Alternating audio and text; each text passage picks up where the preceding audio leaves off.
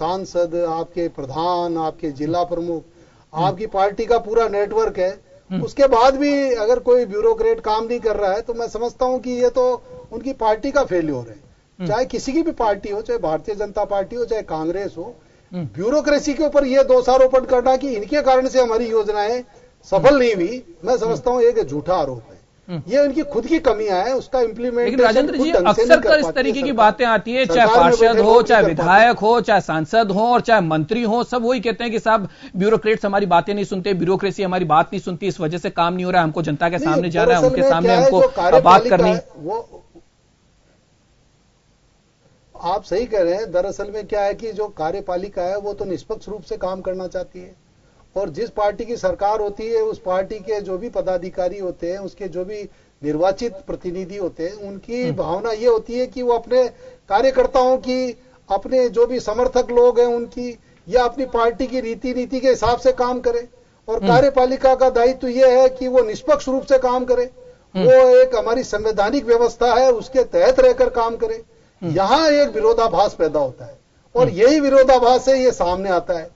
और मुख्यमंत्री के सामने क्या है कि वो संगठन और सरकार और सत्ता तीनों के बीच में समन्वय स्थापित करने, तालमेल स्थापित करने की होती है। इसलिए सबसे बड़ी जिम्मेदारी मुख्यमंत्री की होती है और मंत्रिमंडल की होती है।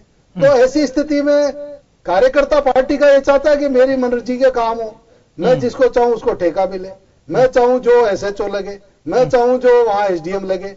पर सरकार की भी व्यवस्थाएं हैं, सरकार की भी मजबूरी है, वो किस तरह से इसको लागू करती है, इसका एक बड़ा भारी व्यापक संदेश जाता है।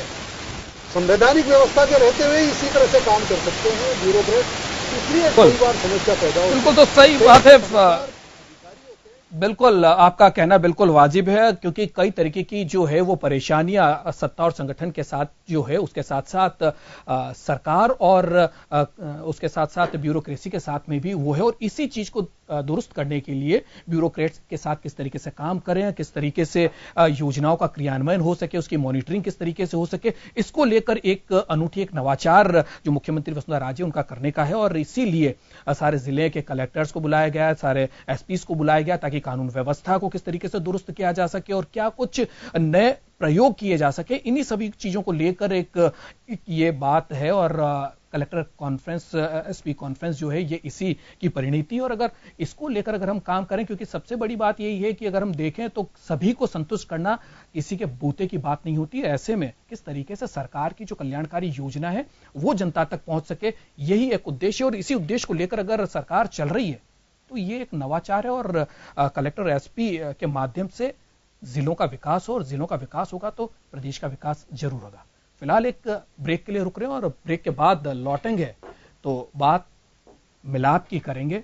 एनएसयूआई का ये कार्यक्रम है, राजस्थान में कांग्रेस को, युवाओं को जोड़ने के लिए एक नवाचार के साथ कांग्रेस जो है वो अपने कार्यकर्ताओं में जान फूंकने की कोशिशों में लगी है, और कार्यक्रम का नाम दिया है मिलाप। तो फिलहाल एक छोटे से ब्रेक के लिए रुक रहे हैं और फिर चर्चा करेंगे कितना सार्थक होगा मिलाप।